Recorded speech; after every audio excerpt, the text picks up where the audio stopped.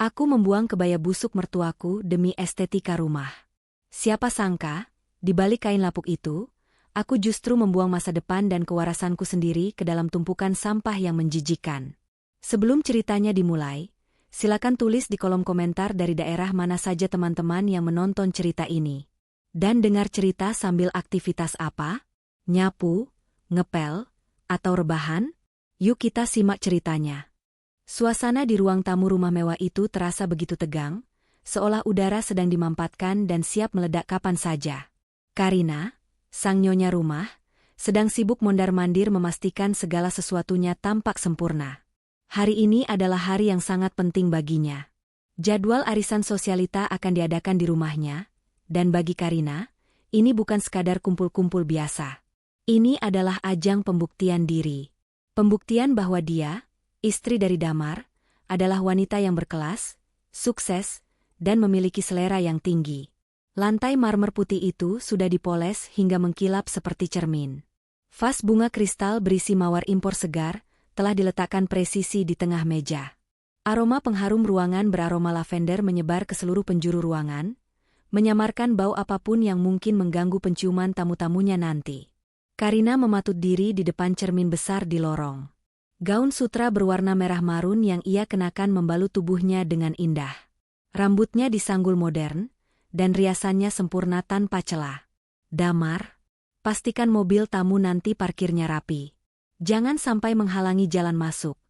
Teriak Karina melengking memanggil suaminya. Damar, lelaki bertubuh kurus dengan kacamata yang selalu melorot di hidungnya, hanya mengangguk patuh dari arah dapur. Dia sedang sibuk menata piring kue, pekerjaan yang seharusnya dilakukan oleh pembantu, namun Karina tidak percaya pada kerapian pembantu barunya. Damar adalah tipe suami yang lebih memilih diam daripada memancing keributan dengan istrinya yang dominan. Tiba-tiba, suara langkah kaki yang diseret terdengar dari arah kamar belakang. Suara itu pelan, namun di telinga Karina yang sedang sensitif, suara itu terdengar sangat mengganggu. Karina menoleh dengan cepat, matanya menyipit tajam. Dari lorong yang agak gelap itu, muncullah sosok Nenek Lestari. Mertuanya. Wanita tua itu berjalan tertatih-tatih dengan bantuan tongkat kayunya. Wajahnya keriput dimakan usia, namun matanya masih menyeratkan keteduhan yang dalam. Namun, bukan wajah itu yang membuat darah Karina mendidih seketika. Melainkan apa yang dikenakan oleh Nenek Lestari. Nenek Lestari mengenakan sebuah kebaya brokat tua berwarna coklat kusam. Kain itu terlihat sudah sangat rapuh, dengan beberapa benang yang menjuntai keluar di bagian ujung lengan. Warna coklatnya sudah memudar tidak rata, memberi kesan kotor dan dekil. Kain jarik yang menjadi bawahannya pun tak kalah menyedihkan. Motif batiknya sudah buram karena terlalu sering dicuci selama puluhan tahun. Dan yang paling parah bagi hidung Karina adalah baunya. Bau kapur barus bercampur dengan aroma lemari kayu tua yang lembab. Bau khas orang tua. Bau masa lalu. Ya ampun, Ibu, pekik Karina histeris. Ia bergegas menghampiri mertuanya, bukan untuk menuntun, melainkan untuk menghadang. Ibu mau kemana dengan baju gembel begini? Nenek Lestari terkejut mendengar bentakan menantunya. Ia berhenti melangkah, tangannya gemetar memegang tongkat.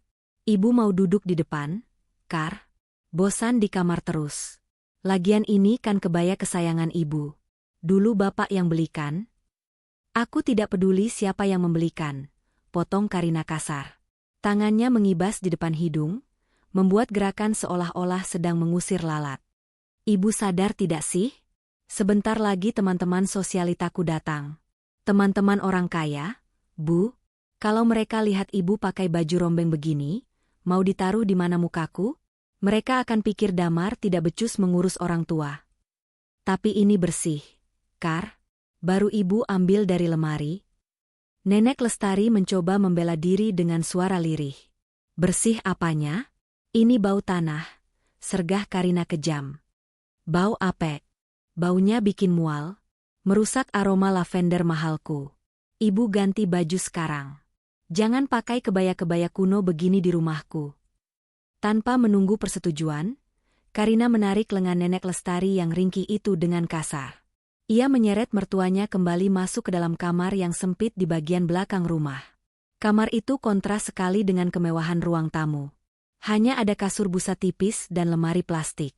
Karina membuka lemari plastik itu dengan kasar hingga pintunya hampir copot. Ia mengaduk-aduk isinya, mencari apa saja yang bisa menutupi tubuh mertuanya selain kebaya itu.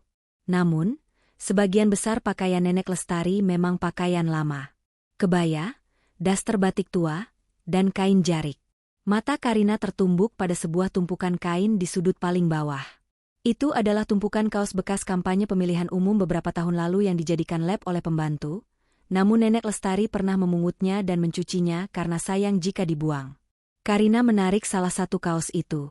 Kaos itu berukuran sangat besar, ukuran jumbo XXL. Bahannya dari polyester murahan yang panas dan tidak menyerap keringat. Warnanya kuning menyala dengan sablonan wajah politisi yang sudah mulai retak-retak di bagian dada, lengkap dengan nomor urut partai yang besar di punggung. Sangat norak. Sangat mencolok. Nah, ini saja. Seru Karina puas. Pakai ini. Ini lebih baik daripada kebaya bau tanah itu. Tapi Kar, ini panas sekali bahannya dan warnanya. Nenek Lestari mencoba menolak. Ia memandangi kaos partai itu dengan tatapan sedih. Ia merasa seperti badut jika harus memakai itu. Jangan membantah. Atau ibu mau aku kunci di kamar mandi saat tamu datang? Ancam Karina dengan mata melotot. Dengan tangan gemetar dan air mata yang menggenang di pelupuk mata yang keriput, Nenek Lestari menurut. Ia mulai melepas kancing kebayanya satu persatu. Jari-jarinya yang sudah kaku karena rematik membuatnya lambat. Lama sekali, gerutu Karina. Ia tidak sabar. Dengan kasar, ia membantu, atau lebih tepatnya memaksa, melepas kebaya itu dari tubuh mertuanya. Suara krek terdengar pelan saat Karina menariknya terlalu kencang. Mungkin ada jahitan yang robek, tapi Karina tidak peduli. Kebaya brokat tua itu akhirnya terlepas. Kain yang menyimpan ribuan kenangan bagi Nenek Lestari itu kini berada di tangan Karina. Tanpa rasa hormat sedikitpun, Karina meremas kebaya itu menjadi gumpalan kain kusut. Nenek Lestari kemudian mengenakan kaos partai berwarna kuning menyala itu. Tubuhnya yang kurus tenggelam di dalam kaos yang kedodoran. Ia terlihat sangat menyedihkan, seperti orang-orangan sawah yang dipakaikan baju sisa. Nah, begini kan lebih modern.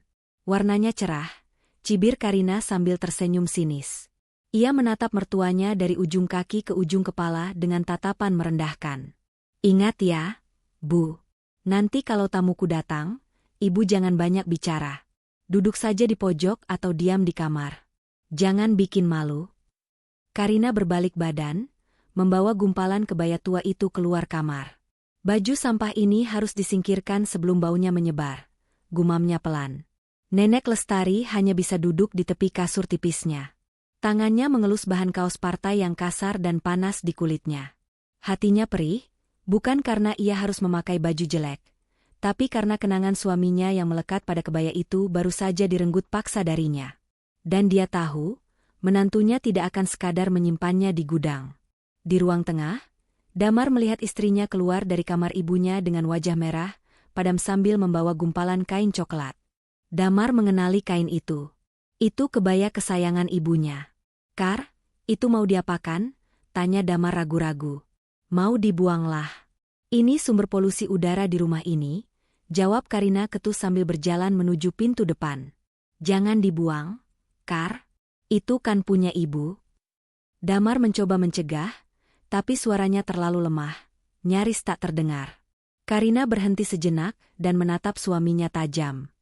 Kamu mau belain kebaya butut ini atau mau arisan ini berjalan lancar? Kalau kamu mau simpan sampah ini, simpan di kantormu, jangan di rumahku. Damar terdiam. Ia menunduk, tidak berani menatap mata istrinya. Sekali lagi, ia gagal melindungi ibunya. Ia kembali menata kue di piring, berpura-pura tidak terjadi apa-apa, sementara hatinya berteriak pengecut.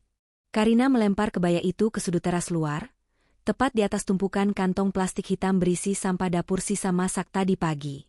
Nanti sekalian diangkut tukang sampah, pikirnya. Ia pun kembali masuk rumah, menyemprotkan pengharum ruangan sekali lagi, dan tersenyum puas. Masalah bau tanah sudah teratasi. Sekarang, ia siap menyambut teman-temannya dengan citra sempurna. Suara deru mesin diesel yang kasar memecah keheningan pagi menjelang siang di kompleks perumahan elit itu. Suara itu diikuti oleh bunyi bip-bip-bip saat truk besar berwarna oranye kusam itu memundurkan badannya. Aroma busuk yang menyengat seketika tercium, terbawa angin, bersaing dengan aroma lavender yang mati-matian dipertahankan Karina di dalam rumah. Itu adalah truk pengangkut sampah dinas kebersihan kota.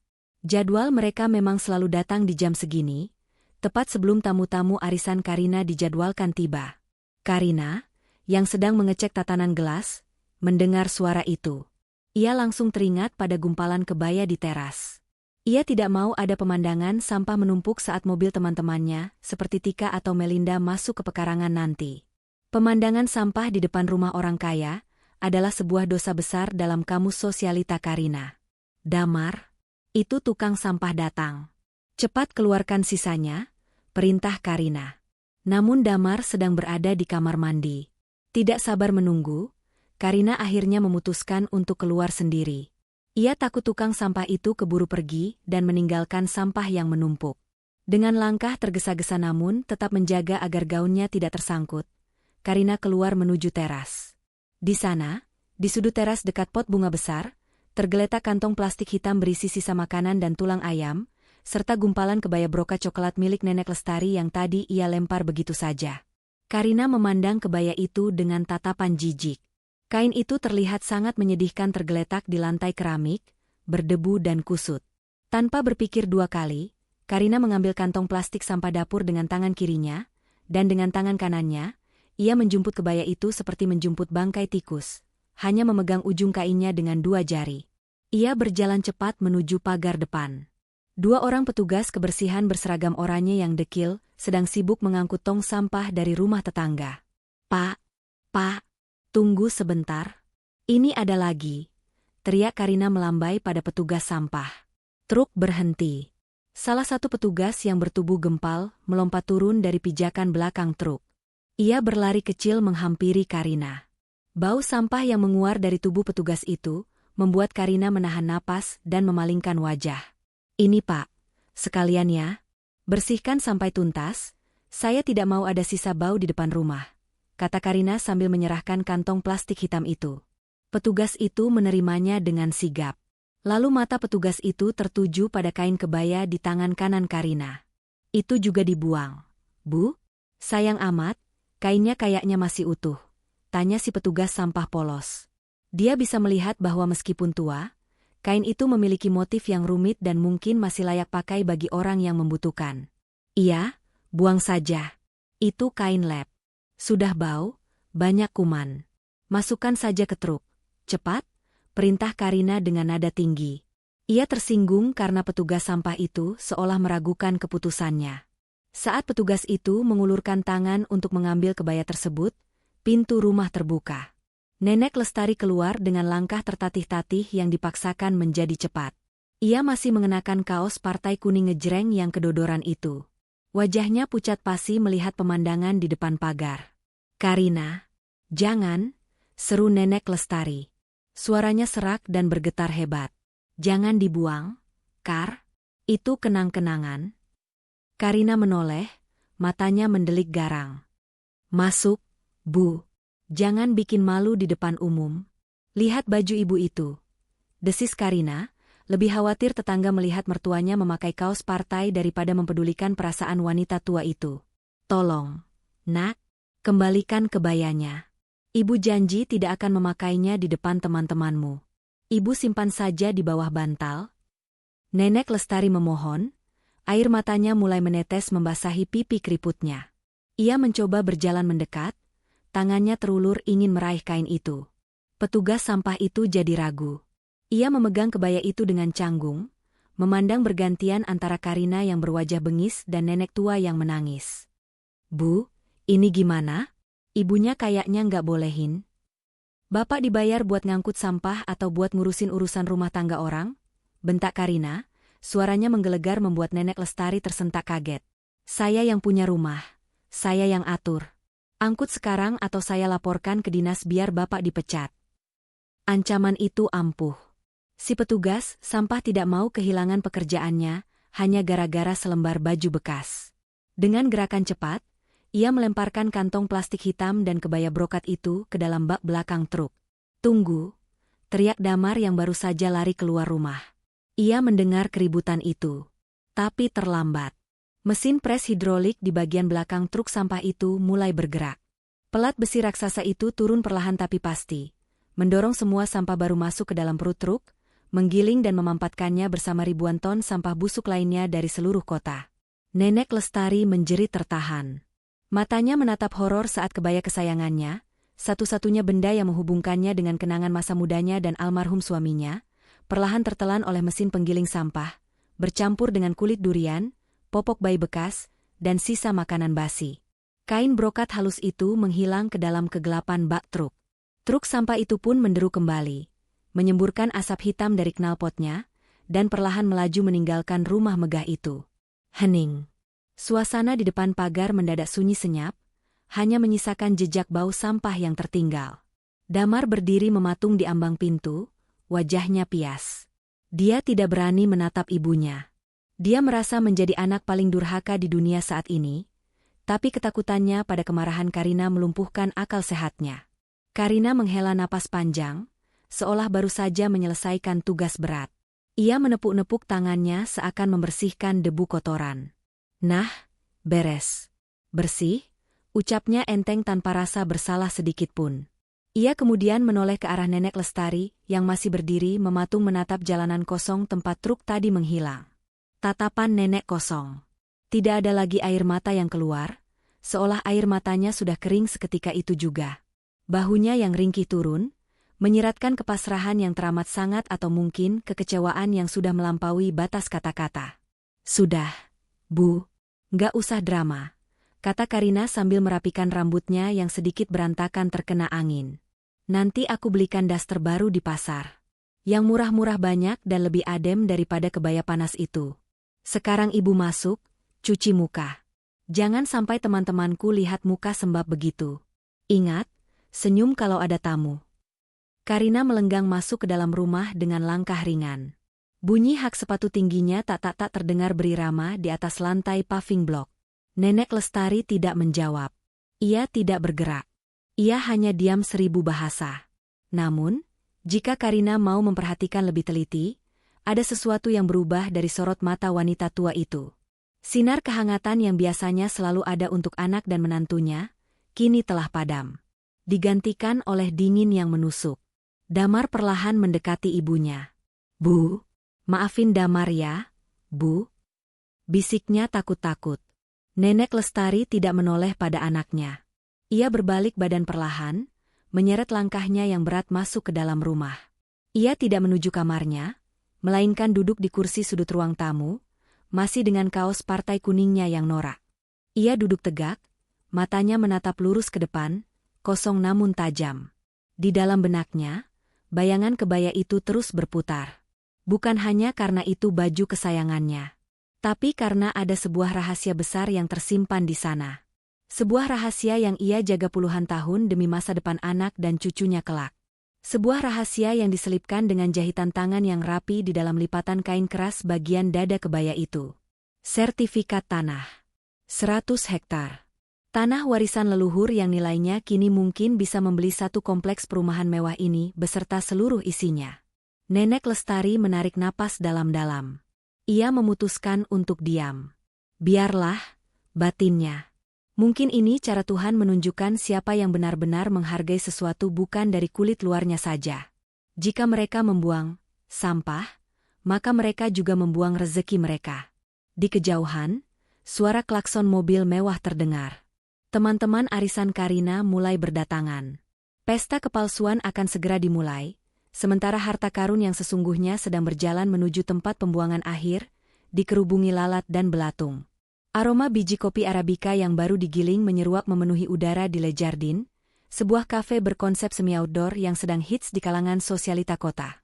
Dinding-dindingnya dipenuhi tanaman merambat buatan yang estetik, dengan kursi-kursi rotan impor yang harganya mungkin setara dengan gaji buruh selama 3 bulan.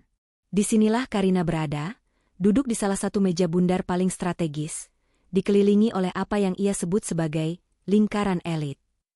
Karina meletakkan tas tangan kulit berwarna hitam mengkilap di atas meja dengan gerakan yang disengaja lambat, memastikan logo merek ternama dari Prancis itu menghadap tepat ke arah teman-temannya. Tas itu adalah senjata terbarunya. Sebuah simbol status yang ia beli dengan gesekan kartu kredit yang limitnya sudah menjerit-jerit. Astaga, Karina. Itu limited edition yang rilis bulan lalu, kan? Seru Melinda, wanita berambut pirang sebahu yang duduk di seberangnya. Matanya membelalak, campuran antara kagum dan iri. Karina tersenyum tipis, sebuah senyuman yang sudah ia latih berjam-jam di depan cermin, agar terlihat rendah hati namun tetap sombong. Ah, biasa saja kok, Mel. Kebetulan kemarin Damar lagi ada rezeki proyek, jadi dia maksa aku beli. Katanya biar aku nggak kalah cantik sama istri pejabat rekan bisnisnya. Kebohongan itu meluncur begitu mulus dari bibir Karina, semulus permukaan tas mahalnya. Padahal, kenyataannya, Damar hampir pingsan saat melihat tagihan kartu kredit itu datang ke emailnya. Tika, teman arisan Karina yang paling berbahaya, karena mulutnya yang tajam, menyeruput ais latenya pelan sambil melirik sinis. Wah, hebat ya Mas Damar. Bisnis propertinya lancar berarti? Kudengar pasar lagi lesu loh, Kar. Temanku yang kontraktor malah banyak yang gulung tikar bulan ini. Jantung Karina berdegup kencang mendengar komentar Tika. Itu adalah serangan langsung. Tika memang selalu mencari celah. Oh, bisnis Damar kan beda segmen. Tik, kita main di high-end. Jadi nggak terlalu terpengaruh krisis. Jawab Karina cepat, berusaha menutupi kegugupannya dengan menyesap teh chamomilenya. Di sudut meja, Damar duduk terpisah dari gerombolan wanita itu. Ia bergabung dengan para suami yang juga diseret istri mereka. Namun, tidak seperti para suami lain yang sibuk membahas golf atau saham, Damar tampak gelisah. Wajahnya pucat, keringat dingin sebesar biji jagung muncul di pelipisnya, meski pendingin ruangan kafe itu bekerja maksimal. Ponsel di saku celana bahan Damar bergetar lagi. Getaran itu terasa seperti sengatan listrik di pahanya. Ia melirik layar ponsel dengan takut-takut. Sebuah pesan masuk dari nomor tidak dikenal. Batas waktu tinggal 24 jam, Pak Damar. Kami tidak mau tahu alasan aset belum cair atau klien belum bayar. Bayar pokok hutang beserta bunganya senilai 2,5 miliar besok siang, atau kami sita rumah dan kami datangi tempat arisan istri Bapak sekarang juga. Damar merasa bumi di bawah kakinya berguncang. Ia meremas ponselnya hingga buku-buku jarinya memutih. Hutang ini awalnya hanya pinjaman modal usaha kecil untuk menutupi gaya hidup Karina yang boros, dan beberapa investasi bodong yang Damar ikuti karena ingin cepat kaya. Namun, bunganya yang mencekik membuat angkanya membengkak tak terkendali dalam waktu singkat. Ia menatap ke arah Karina yang sedang tertawa lepas, memamerkan cincin berlian yang juga dicicil di jarinya. Istrinya itu tidak tahu apa-apa. Atau lebih tepatnya, menolak tahu. Karina hidup dalam gelembung ilusi yang ia ciptakan sendiri, dan Damar terlalu pengecut untuk memecahkan gelembung itu, karena takut Karina akan meninggalkannya jika tahu ia bangkrut. Sayang. Panggil Damar lirih, mendekati meja para wanita. Karina menoleh dengan tatapan sedikit terganggu. Kenapa sih, Mas? Nggak lihat lagi ngobrol seru? Bisa bicara sebentar? Penting? Bisik Damar, suaranya serak. Karina mendengus kesal, merasa momen pamernya diganggu. Bentar ya, Ladies. Suamiku manja banget kalau lagi libur. Kelakar Karina pada teman-temannya yang disambut tawa basa-basi. Karina menyeret langkahnya mengikuti Damar ke sudut kafe yang lebih sepi, dekat toilet. Ada apa sih? Jangan bikin malu dong, muka ditekuk gitu di depan Tika. Desis Karina tajam. Kar, ini gawat. Suara Damar bergetar hebat. Ia menyodorkan ponselnya, memperlihatkan pesan ancaman itu kepada Karina. Karina membaca pesan itu dengan mata menyipit. Awalnya ia bingung, namun sedetik kemudian wajahnya berubah menjadi seputih kertas. 2,5 miliar? Kamu gila, Mas? Bukannya bulan lalu kamu bilang sisa hutang tinggal 500 juta? Bunganya, Kar? Itu rentenir berkedok koperasi simpan pinjam. Aku kejebak. Damar mengacak rambutnya frustrasi. Mereka ngancam mau datang ke sini. Kalau Tika dan yang lain tahu kita dikejar rentenir, habis kita, Kar. Kita bakal jadi bahan tertawaan satu kota. Kaki Karina terasa lemas. Dunianya yang dibangun di atas pondasi gengsi itu terasa runtuh seketika. Terus kita harus gimana? Jual mobil? Jual tas ini? Nggak cukup. Semua aset kita kalau dijual cepat harganya jatuh. Paling cuma dapat 1 miliar. Kita butuh uang cash atau jaminan sertifikat tanah yang nilainya tinggi malam ini juga buat nahan mereka. Damar nyaris menangis. Karina memijat pelipisnya yang tiba-tiba berdenyut kencang. Bayangan diusir dari rumah mewah mereka, barang-barangnya disita, dan tatapan merendahkan dari Tika menari-nari di kepalanya. Tidak. Itu adalah mimpi buruk yang tidak boleh terjadi. Ia lebih baik mati daripada jadi miskin dan dihina. Mereka kembali ke meja dengan wajah yang dipaksakan ceria, meski senyum Karina kini terlihat kaku seperti topeng retak. Loh, kok mukanya tegang begitu? Habis berantem ya? Celetuk Tika, matanya yang tajam menyelidik. Enggak kok. Cuma biasalah, urusan bisnis. Ada klien mau transfer dana besar tapi bannya lagi offline, jadi Damar agak panik. Bohong Karina lagi. Kebohongan demi kebohongan terus menumpuk. Ngomong-ngomong soal bisnis dan aset, kata Tika sambil memotong kue red velvetnya. Aku baru ingat, mertuamu, Bu Lestari itu kan orang lama ya? Dulu bapakku pernah cerita, suaminya Bu Lestari itu juragan tanah paling disegani di kabupaten dulu. Katanya tanahnya di mana-mana. Sayang ya suaminya meninggal mendadak. Karina dan Damar saling pandang. Jantung Karina seolah berhenti berdetak sesaat. Masa sih? Tanya Karina, pura-pura tidak tertarik, padahal telinganya tegak berdiri. Iya, serius. Dulu katanya dia punya tanah 100 hektar di daerah yang sekarang jadi jalan tol dan kawasan industri itu loh. Kalau itu tanah masih ada, nilainya sekarang bukan miliaran lagi, tapi ratusan miliar, lanjut Tika dengan nada berapi-api. Tapi ya, namanya orang tua, kadang suka nyelipin sertifikat sembarangan atau malah dijual murah sama saudara-saudaranya. Mertuamu masih simpan nggak? Informasi itu menghantam kepala Karina seperti petir di siang bolong. 100 hektar? Ratusan miliar? Selama ini Karina hanya menganggap Nenek Lestari sebagai benalu tua yang miskin. Damar memang pernah bilang bapaknya dulu orang berada, tapi bangkrut sebelum meninggal. Apakah mungkin masih ada sisa aset yang tidak diketahui Damar? Ah, masa sih? Ibu nggak pernah cerita. Paling sudah habis dijual buat biaya hidup dulu. Elak Damar pesimis. Coba dicek dong, Mas, kompor Tika. Orang tua zaman dulu itu unik. Mereka suka nyimpen harta di tempat-tempat aneh. Di bawah kasur, di dalam kaleng kerupuk, atau diselipin di baju-baju lama. Siapa tahu nasib kalian lagi mujur. Kata-kata Tika itu, diselipin di baju-baju lama. Mata Karina membelalak. Pikirannya langsung melayang ke kejadian tadi pagi. Kebaya tua. Kebaya yang ia sebut bau tanah. Kebaya yang Nenek Lestari pertahankan mati-matian sampai menangis saat hendak dibuang. Kenapa ibu ngotot banget mempertahankan kebaya butut itu? Batin Karina berteriak. Kenapa dia bilang itu? Berharga, selain karena kenangan. Apakah mungkin? Karina menatap Damar. Damar menatap Karina. Mereka berdua memikirkan hal yang sama. Secercah harapan, yang didasari keserakahan, muncul di tengah keputusasaan mereka. Jika benar ada sertifikat tanah senilai itu, bukan hanya hutang 2,5 miliar yang lunas, tapi mereka bisa hidup seperti raja dan ratu 7 turunan.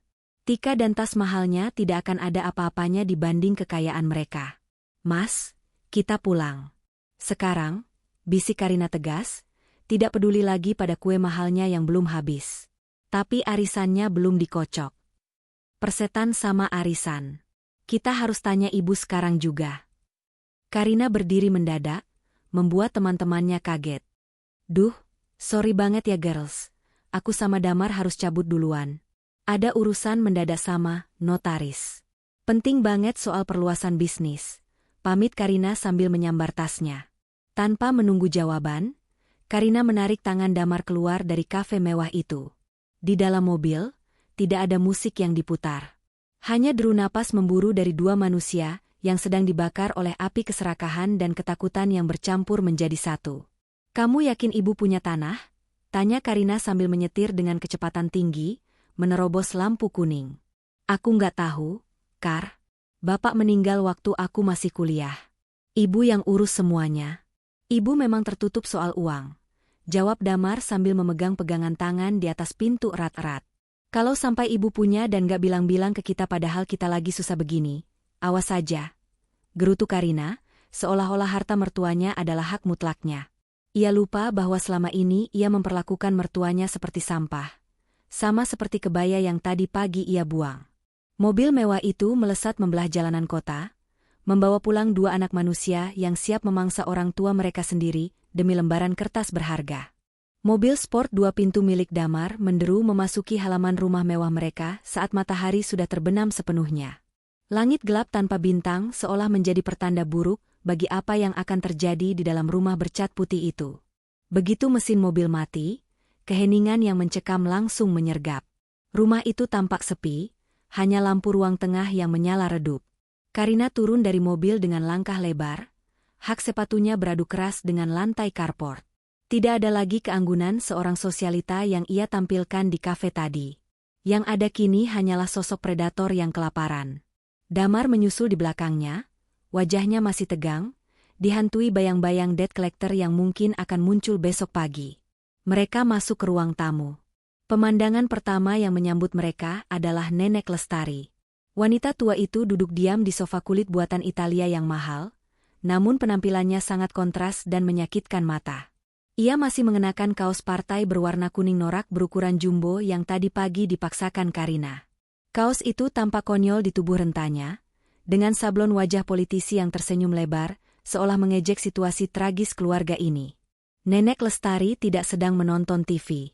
Ia hanya duduk menatap vas bunga kosong di meja, tangannya tertaut di pangkuan.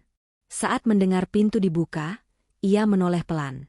Tatapannya datar, tidak ada senyum hangat menyambut kepulangan anak dan menantunya seperti biasanya. Karina menarik napas panjang, mencoba mengubah ekspresi wajahnya yang tadi garang menjadi semanis mungkin. Ia tahu, ia tidak bisa menggunakan kekerasan jika ingin mendapatkan informasi. Ia butuh strategi. Ia butuh manipulasi. Ibu? Ibu belum tidur? Sapa Karina dengan nada suara yang dibuat selembut mungkin, meskipun terdengar sumbang di telinga. Ia duduk di samping Nenek Lestari, tapi memberi jarak agar kulitnya tidak bersentuhan langsung dengan bahan kaos partai yang ia anggap menjijikan itu. Nenek Lestari menatap menantunya dengan curiga. Belum? Nunggu kalian pulang. Mau kunci pintu. Duh, ibu perhatian banget sih, kata Karina sambil memaksakan tawa kecil. Ia menyikut lengan Damar yang masih berdiri kaku. Mas, ambilin ibu minum dong. Teh hangat atau apa gitu. Kasihan ibu nungguin kita. Damar tergagap. Oh, iya, Bu. Damar bikinin teh manis ya. Damar bergegas ke dapur, bersyukur bisa menghindar sejenak dari ketegangan itu. Karina kini berduaan dengan Nenek Lestari. Ia memandangi wajah mertuanya, mencari celah untuk masuk ke topik utama. Bu, maafin Karina ya soal tadi pagi. Mulai Karina, suaranya bergetar dibuat-buat. Karina cuma lagi stres mikirin acara arisan. Karina nggak bermaksud jahat kok buang kebaya ibu. Karina cuma pengen ibu tampil lebih fresh. Nenek Lestari hanya diam. Ia tahu watak menantunya. Permintaan maaf ini terlalu tiba-tiba dan terasa palsu. Sudahlah. Barang sudah hilang. Nggak usah dibahas, jawab nenek singkat.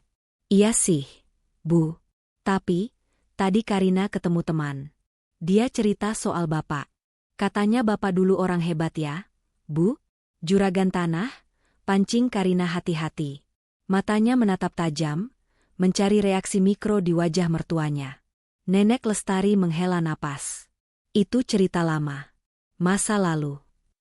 Damar kembali membawa nampan berisi secangkir teh panas. Ia meletakkannya di meja, lalu duduk di sofa single di seberang mereka. Damar menatap ibunya dengan tatapan memelas. Bu, Damar lagi susah. Bu, potong Damar langsung, tidak sabar dengan basa-basi istrinya. Karina melotot ke arah Damar, tapi kemudian ia sadar mungkin pendekatan langsung lebih efektif untuk orang tua. Maksudnya? Tanya Nenek Lestari, menatap putranya. Damar punya hutang besar, Bu. Bisnis Damar hancur. Kalau besok Damar nggak bayar, rumah ini bakal disita. Kita semua bakal diusir. Damar mulai menangis. Kali ini air matanya asli, air mata ketakutan. Damar bisa dipenjara, Bu. Nenek Lestari terdiam.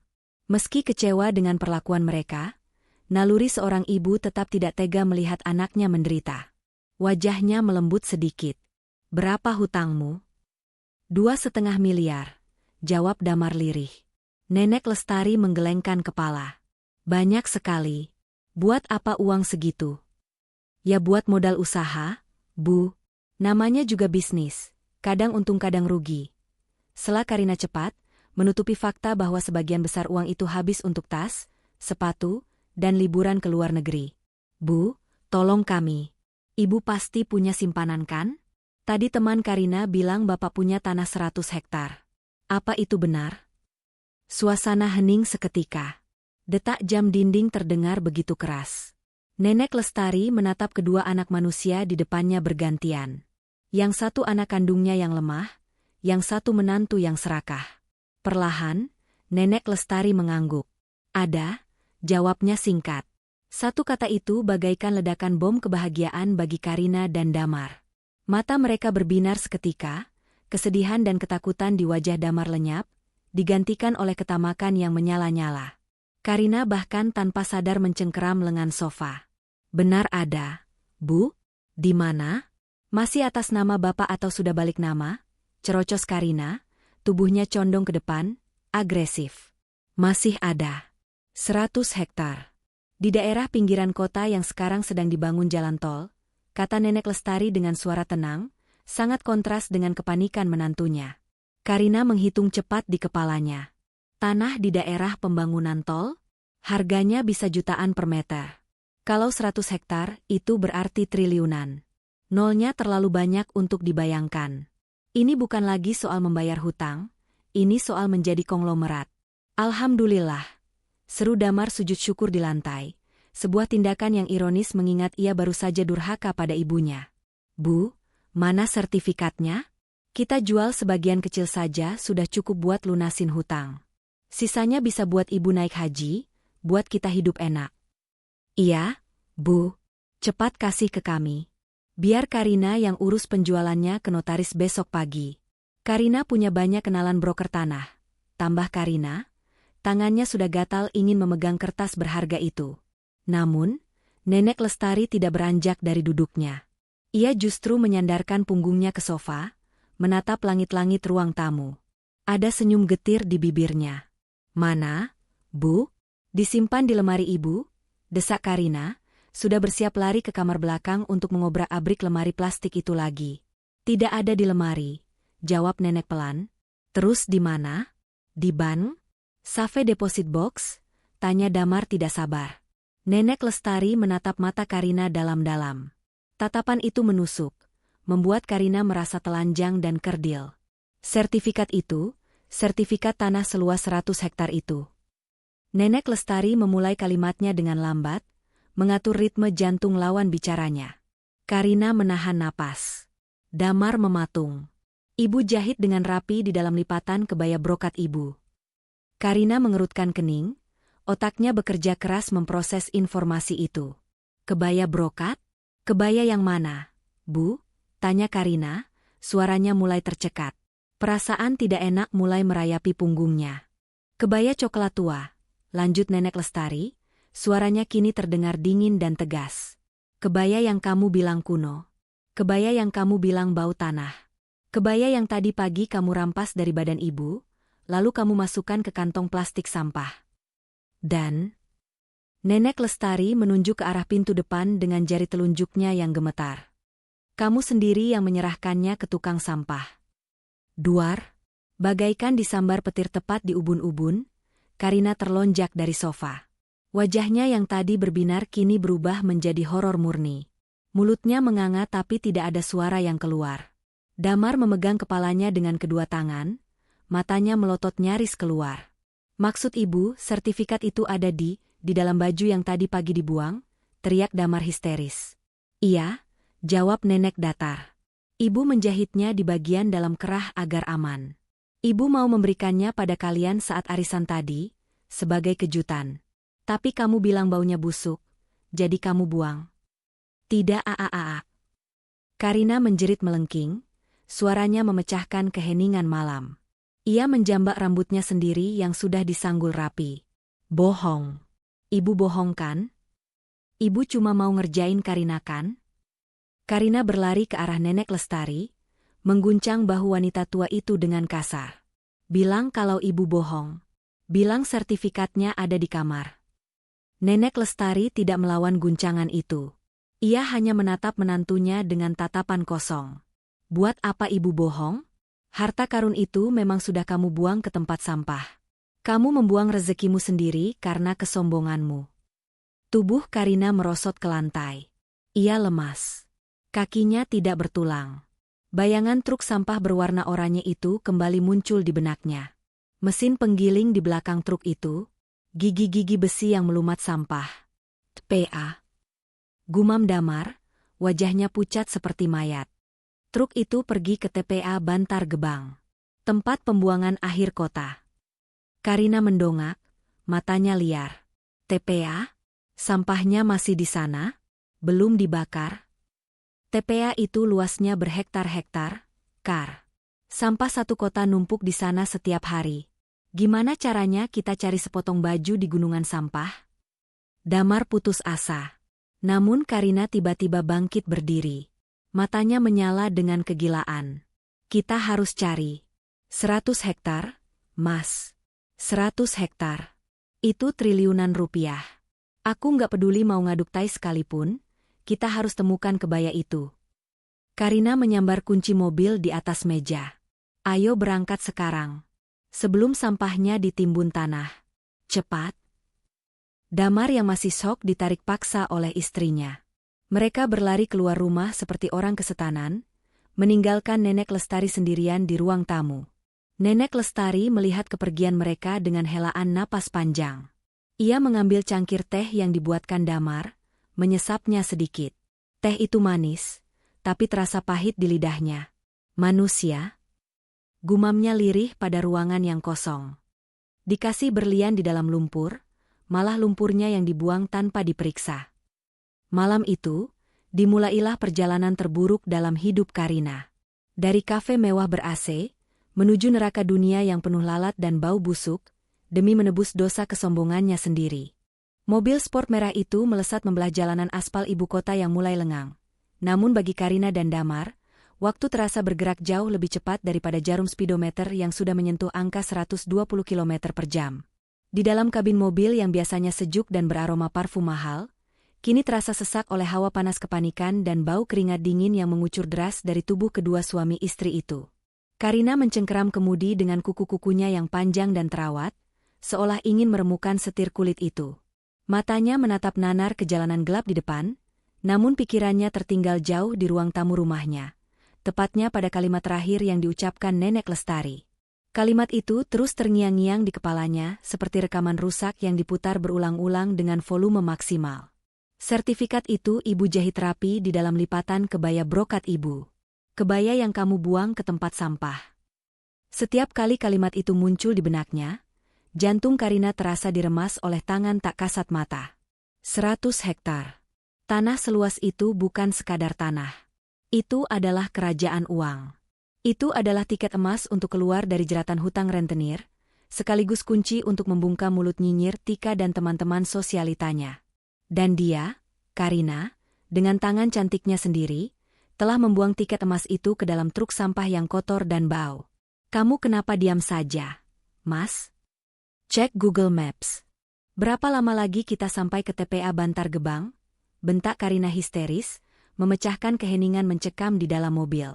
Suaranya serak, perpaduan antara tangis yang tertahan dan amarah yang meledak-ledak. Damar tersentak di kursi penumpang. Tangannya gemetar hebat saat memegang ponsel pintarnya. Cahaya layar ponsel menyoroti wajahnya yang pucat pasi, membuatnya terlihat seperti hantu. 40 menit lagi, Kar. Kalau lancar. Tapi di depan ada perbaikan jalan. Cari jalan tikus. Lewat bahu jalan. Aku tidak peduli. Teriak Karina sambil membanting setir ke kiri, menyalip sebuah truk kontainer dengan manuver yang sangat berbahaya. Klakson truk itu menderu panjang, memaki kegilaan pengemudi mobil kecil itu, tapi Karina tidak peduli. Nyawanya saat ini tidak lebih berharga daripada selembar kertas sertifikat yang sedang membusuk di antara limbah kota. Ini semua salahmu, Mas. Sembur Karina lagi, mencari kambing hitam untuk menutupi rasa bersalahnya sendiri. Kenapa kamu tadi pagi diam saja? Kamu kan anaknya. Harusnya kamu cegah aku waktu aku buang baju butut itu. Kamu tahu kan ibumu suka nyelipin barang aneh-aneh. Damar menoleh, matanya membelalak tak percaya. Keberaniannya yang biasanya ciut di hadapan istri, kini sedikit muncul karena tekanan situasi. Salahku? Kar, kamu yang maksa. Kamu yang bilang itu bau tanah. Aku sudah bilang jangan dibuang, ibu sudah nangis-nangis, tapi kamu malah ngancam tukang sampah itu.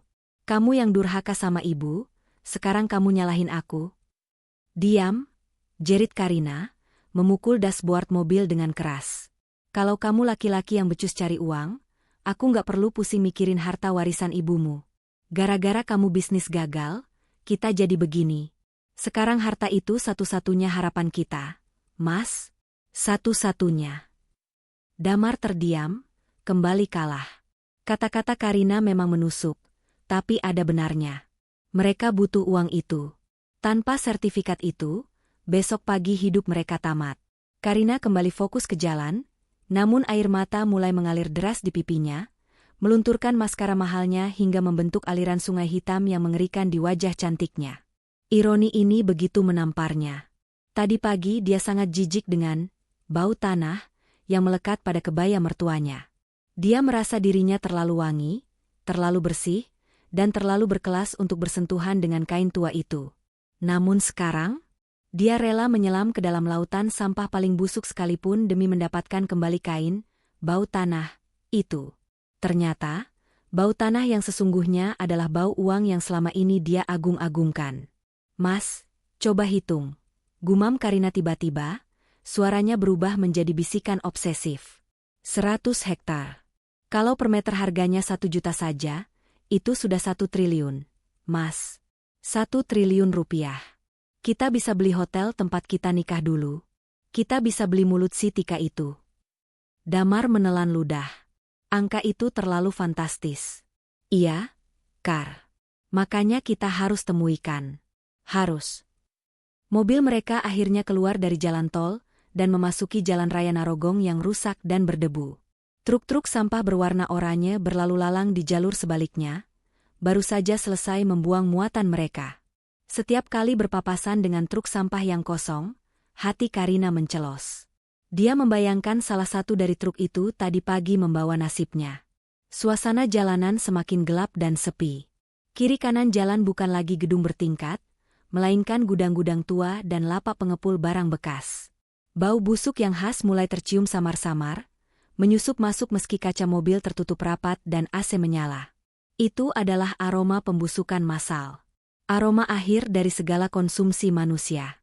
Sudah dekat, kata Damar, menutup hidungnya dengan sapu tangan. Di depan sana, sebuah gerbang besar dengan pos penjagaan yang kusam terlihat. Palang besi melintang menutup jalan masuk. Beberapa petugas keamanan berseragam biru tua yang tampak lusuh, sedang duduk merokok sambil main kartu. Di belakang gerbang itu, terlihat siluet gunungan hitam raksasa yang menjulang ke langit malam. Itu bukan gunung batu, melainkan gunung sampah. Karina menginjak rem mendadak tepat di depan palang pintu. Debu beterbangan. Tanpa mematikan mesin, dia melompat keluar dari mobil. Gaun pestanya yang mewah kini tampak kusut, dan dia berlari dengan sepatu hak tingginya menuju pos satpam. "Pak, buka pintunya. Saya harus masuk," teriak Karina sambil menggedor kaca pos satpam. Para penjaga itu terlonjak kaget. Mereka melihat wanita cantik berpakaian pesta datang di tengah malam dengan wajah berantakan seperti orang gila. Salah satu satpam, pria parubaya dengan kumis tebal, keluar dengan pentungan di tangan. Ada apa ini, Bu? Malam-malam ribut. Ini kawasan tertutup. TPA sudah tutup operasional buat umum," kata satpam itu tegas. "Bapak tidak mengerti. Ada barang saya yang terbawa truk sampah pagi tadi. Barang sangat berharga. Saya harus cari sekarang juga." Karina berusaha menerobos, tapi satpam itu menghalanginya dengan tubuh gempalnya. Waduh, Bu. Ibu pikir ini tempat pembuangan sampah kelurahan? Ini TPA kota, Bu. Ribuan ton sampah masuk hari ini. Barang ibu sekecil apa? Kalau sudah masuk sini, ya sudah wassalam. Ikhlaskan saja, jawab satpam itu santai, menganggap Karina hanya orang kaya manja yang kehilangan cincin atau anting. Tidak bisa diikhlaskan. Nilainya triliunan. Pak, Bapak minggir atau saya tabrak palang pintunya. Ancam Karina, matanya melotot liar. Damar menyusul keluar, mencoba menengahi. Ia merogoh dompetnya, mengeluarkan semua lembaran uang berwarna merah yang ada di sana. Mungkin ada sekitar 2 atau 3 juta rupiah, sisa uang tunai terakhir mereka. Pak, tolong Pak. Ini hidup mati kami. Damar memohon sambil menyelipkan gepokan uang itu ke tangan si satpam. Izinkan kami masuk. Kami cuma mau cari di sektor pembuangan pagi tadi. Tolong, Pak. Kasih kami petunjuk di mana truk dari Kecamatan Menteng membuang muatannya tadi pagi. Mata satpam itu melebar melihat uang di tangannya. Gaji sebulan yang datang instan. Ia saling pandang dengan temannya, lalu mengangguk. Sikapnya langsung berubah melunak. Ya sudah, kalau memaksa. Tapi saya ingatkan ya, Pak, Bu. Di dalam itu gelap, licin, dan bahaya. Banyak gas metana. Kalau pingsan atau kenapa-kenapa, kami tidak tanggung jawab. Kata satpam itu sambil memberi kode pada temannya untuk membuka palang. Truk dari Menteng biasanya buang di zona 5, bagian utara. Ikuti jalan tanah ini, belok kanan di tumpukan ban bekas. Terima kasih, Pak. Terima kasih. Karina tidak menunggu lagi. Ia kembali masuk ke mobil, tancap gas melewati gerbang yang baru terbuka separuh. Mereka memasuki kawasan neraka duniawi itu. Di kiri kanan mereka kini bukan lagi pemandangan kota, melainkan tembok-tembok sampah yang menjulang tinggi, seolah siap menimbun mereka kapan saja. Mobil mewah itu berhenti di ujung jalan tanah yang becek. Lampu depan mobil menyorot lurus ke depan, menyinari pemandangan yang membuat perut siapa saja akan mual seketika. Di hadapan mereka terbentang lautan sampah yang tak berujung.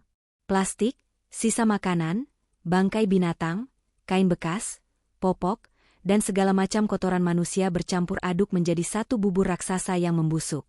Begitu Karina membuka pintu mobil, aroma busuk yang teramat sangat langsung menampar wajahnya. Baunya begitu pekat, tajam, dan menyengat hingga rasanya seperti ada benda padat yang menyumbat kerongkongan. Bau amonia bercampur gas metana dan pembusukan organik membuat mata seketika berair. Huk! Damar langsung muntah begitu kakinya menyentuh tanah. Ia berpegangan pada pintu mobil, isi perutnya keluar semua, karena tidak kuat menahan bau yang menusuk otak itu. Kar, kita nggak mungkin, Huk, kita nggak mungkin cari di sini. Tapi Karina tidak peduli. Adrenalin dan keserakahan telah mematikan indera penciumannya sebagian. Ia menatap gunungan sampah di zona 5 itu dengan tatapan predator. Di suatu tempat di bawah tumpukan ini, ada sertifikat itu. Ada masa depannya. Nyalakan senter HPMU, Mas. Jangan lemah, bentak Karina. Ia melepas sepatu hak tingginya yang mahal.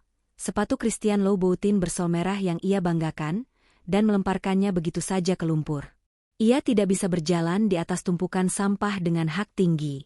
Dengan bertelanjang kaki, Karina melangkah maju. Kakinya langsung tenggelam ke dalam lumpur sampah yang hangat dan berlendir. Sensasi menjijikan merayap di kulit kakinya. Cairan lindi, air rembesan sampah, yang berwarna hitam pekat membasahi kaki mulusnya. Ada rasa gatal dan perih yang langsung terasa, mungkin karena bakteri atau pecahan kaca, tapi Karina mengabaikannya. Di mana? Gumam Karina seperti orang meracau. Ia mulai mendaki gunungan sampah itu. Tangannya yang biasa hanya memegang gelas wine atau tas bermerek, kini mulai menggaruk dan menggali tumpukan sampah basah. Kar, itu berbahaya. Bisa longsor, teriak Damar dari bawah.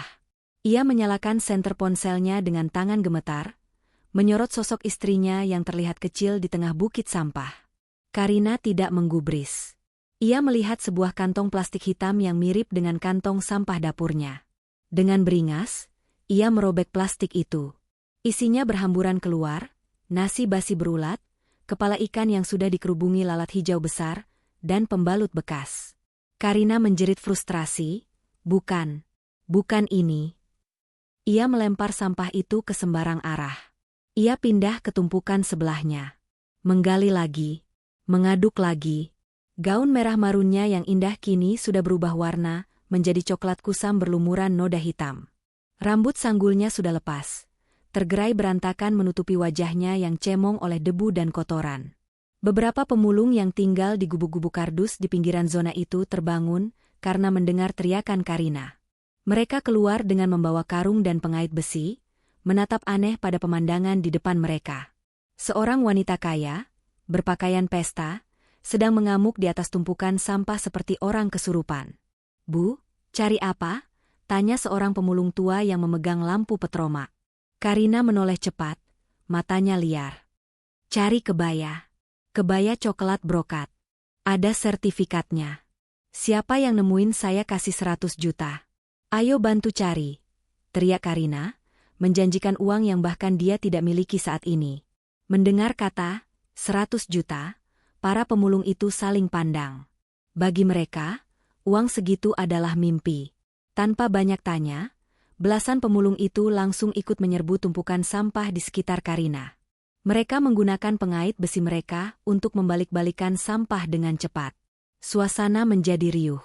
Suara kresek-kresek plastik yang dibongkar terdengar di mana-mana. Damar yang melihat itu akhirnya memaksakan diri. Ia mengikat sapu tangan menutupi hidung dan mulutnya, lalu ikut naik ke atas tumpukan sampah, bergabung dengan kegilaan istrinya. Sepatu pantofel kulitnya tenggelam dalam bubur sampah. "Ayo mas, gali yang sebelah sana," perintah Karina. 1 jam berlalu. 2 jam berlalu. Tangan Karina sudah lecet dan berdarah, karena terkena pecahan beling dan kaleng bekas. Kukunya yang cantik patah semua, menyisakan ujung jari yang hitam dan perih. Wajahnya sudah tidak bisa dikenali lagi, penuh dengan lumpur sampah. Keringat bercampur air mata membuat jalur-jalur di wajahnya yang kotor. "Ini bu, ini ada kain coklat," seru salah seorang pemulung dari balik bukit sampah. Jantung Karina seakan berhenti. Ia berlari terpincang-pincang menuju pemulung itu, terperosok beberapa kali ke dalam lubang sampah yang lunak. "Mana? Mana?" Ia merampas kain kotor itu dari tangan si pemulung. Ia mengibas-ngibaskannya di bawah sorot lampu senter. Itu memang kain coklat. Tapi itu bukan kebaya brokat halus buatan tangan pengrajin. Itu adalah gorden bekas yang sudah robek dan penuh noda minyak. "Bukan?" jerit Karina histeris. Ia membanting gorden itu ke tanah dan menginjak-injaknya dengan kemarahan yang meluap. "Bukan ini bodoh. Kebaya. Kebaya ada rendahnya." Pemulung itu mundur ketakutan melihat amukan Karina. "Sabar bu, namanya juga sampah kecampur-campur." Karina jatuh terduduk di atas tumpukan sampah. Tenaganya terkuras habis. Napasnya memburu. Ia melihat sekelilingnya. Jutaan kantong plastik. Ribuan ton limbah. Sejauh mata memandang hanya ada sampah, sampah, dan sampah.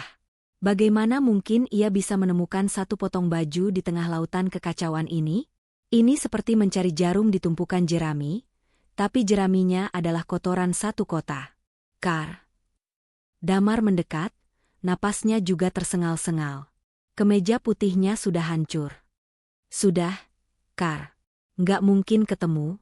Besok pagi beko, alat berat, akan datang meratakan ini dan menimbunnya dengan tanah baru." "Sudah. Diam." Karina menampar pipi Damar dengan tangannya yang kotor dan bau. Plak. Bekas tangan berlumpur tercetak jelas di pipi Damar. "Jangan ngomong menyerah. Itu harta kita, Mas. Itu hidup kita."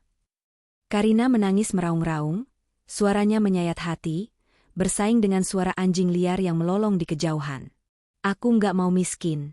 Aku nggak mau dihina Tika. Aku nggak mau." Karina kembali menggali dengan sisa tenaganya yang terakhir.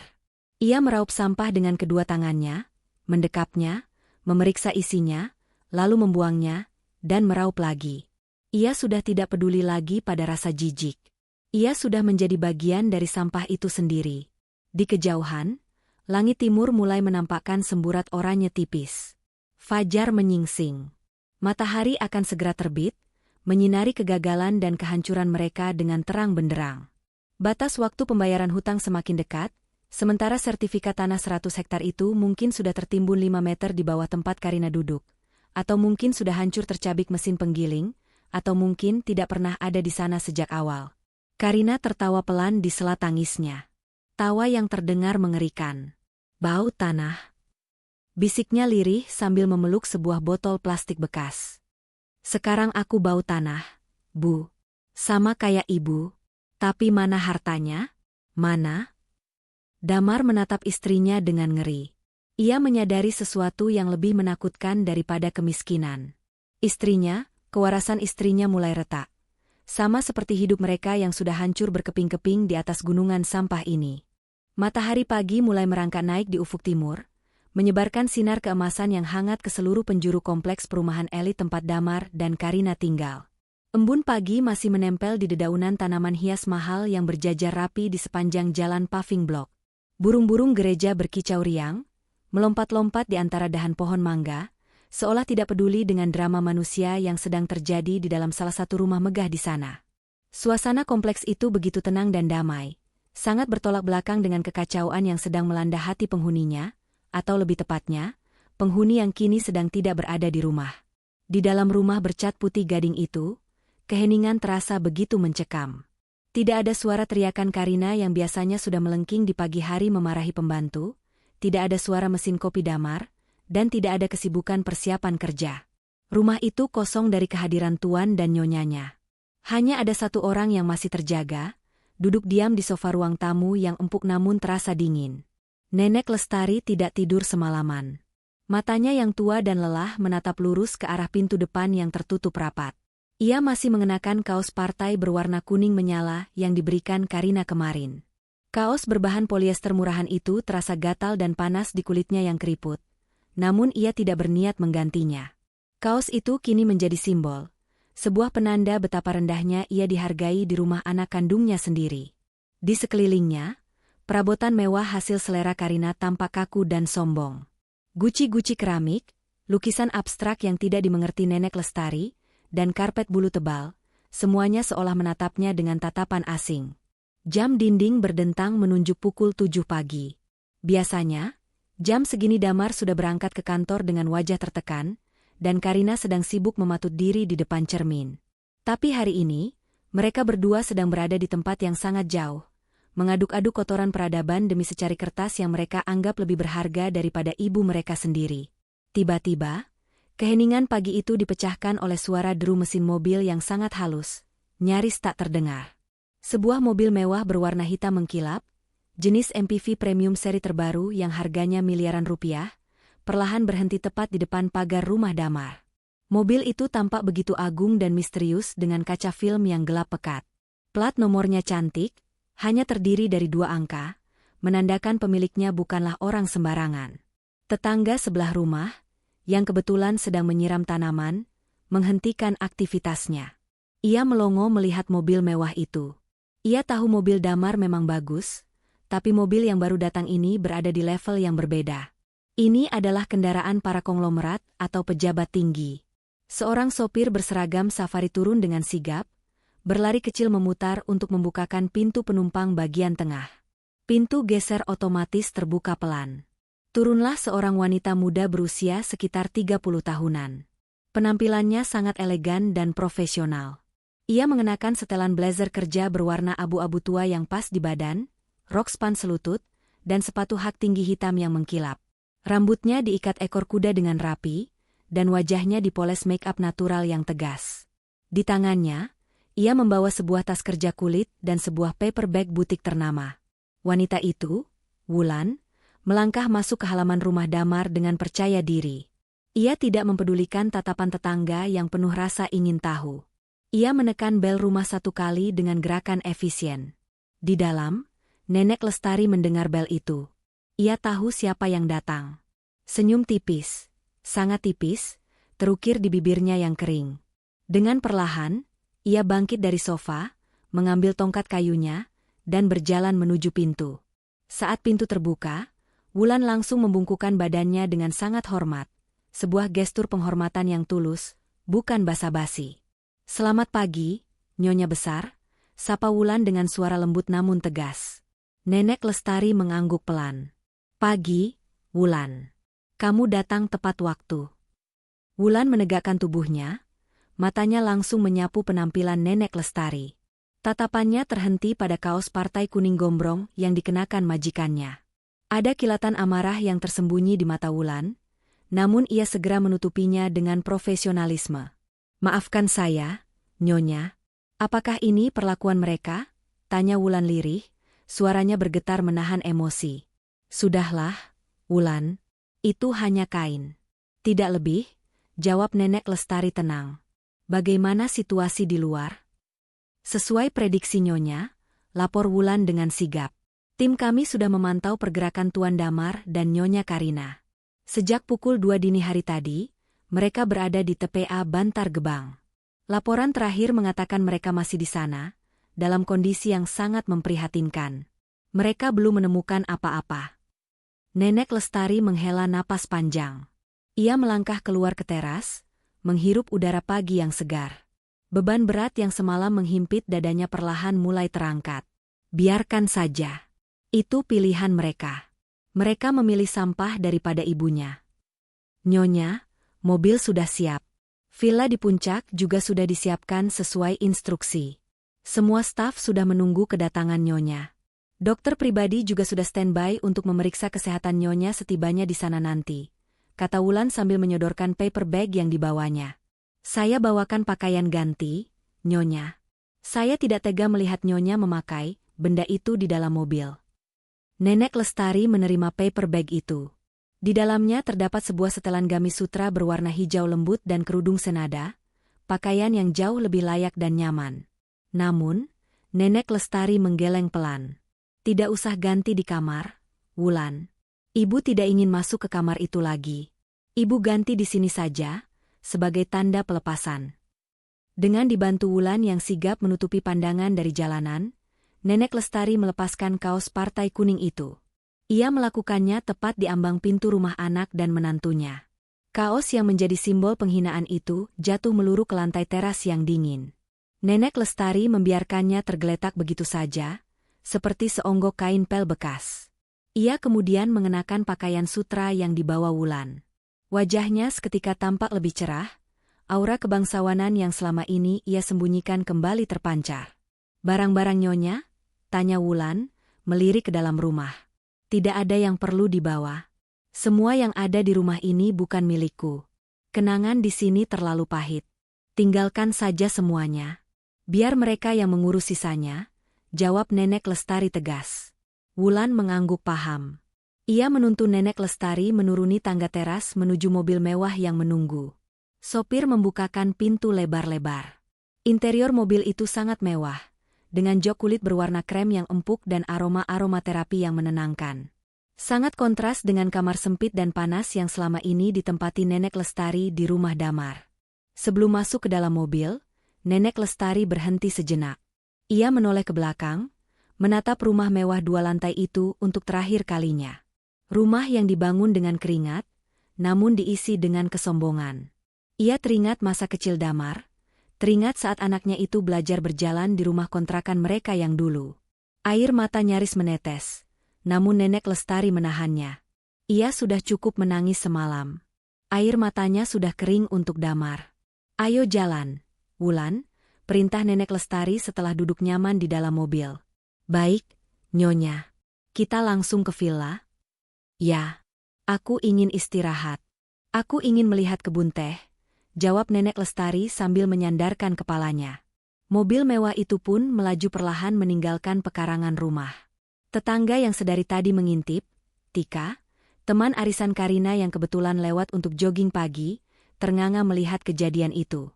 Ia melihat jelas Nenek Lestari, wanita tua yang sering digunjingkan Karina sebagai mertua merepotkan, masuk ke dalam mobil seharga miliaran rupiah dengan dilayani seperti ratu.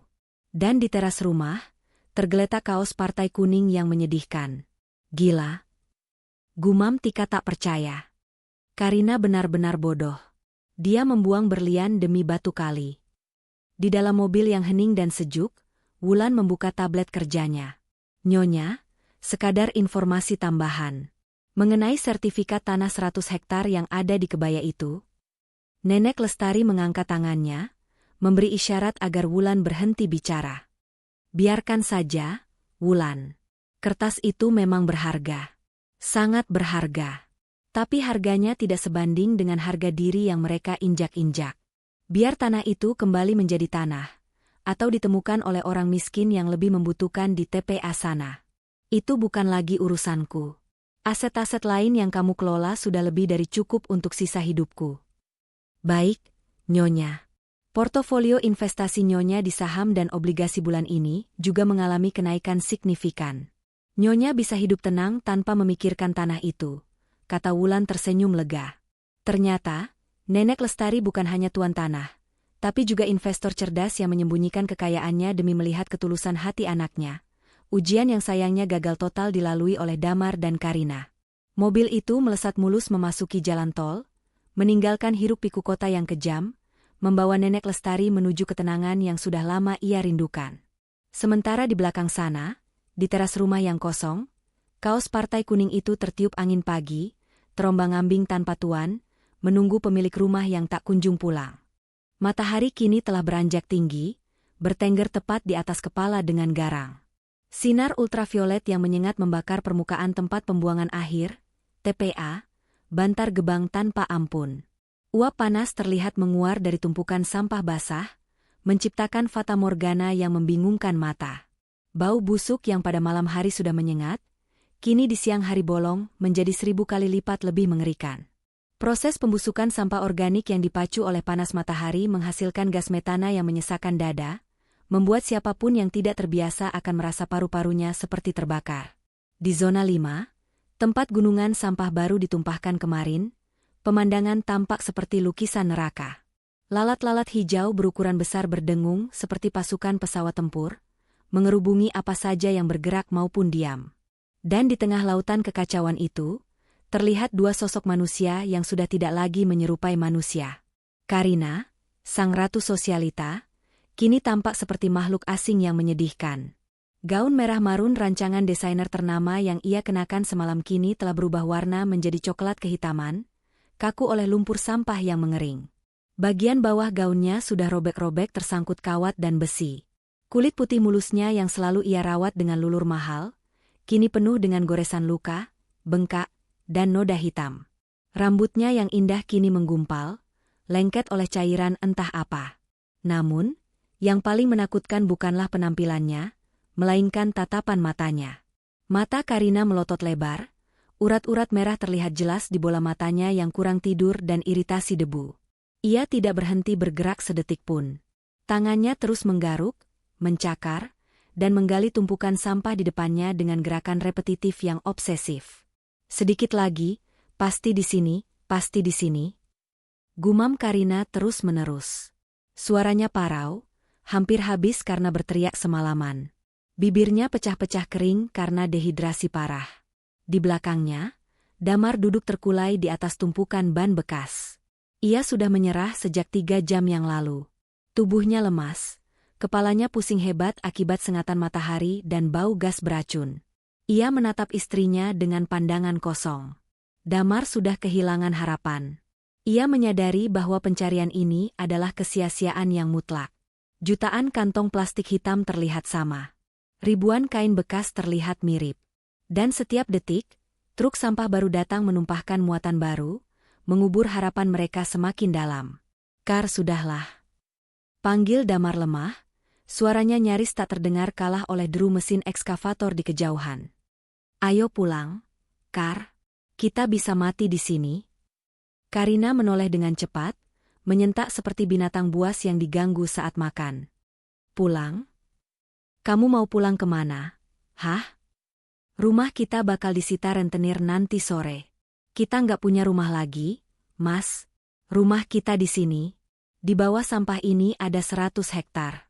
Itu rumah kita. Karina kembali menggali dengan histeris. Ia menemukan sepotong kain berwarna gelap. Jantungnya berdegup kencang.